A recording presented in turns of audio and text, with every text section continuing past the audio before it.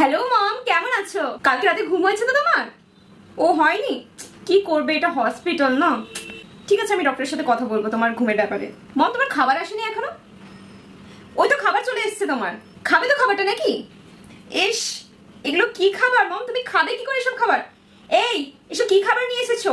এগুলো আমার বাড়িতে কেউ ছুঁয়েও দেখে না। আমার মম কি করে খাবে এইসব খাবারগুলো?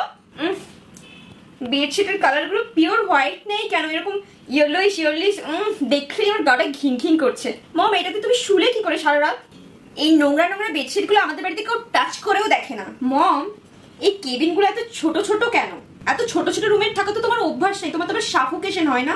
আমাদের বাড়ির এক একটা রুম এই হসপিটালের সমান। এত ছোট ছোট রুমে আমরা কেউ থাকতেই পারবো না। এই মা, তোমার আইভি ক্যামেরাতে ডায়মন্ড নেই কেন?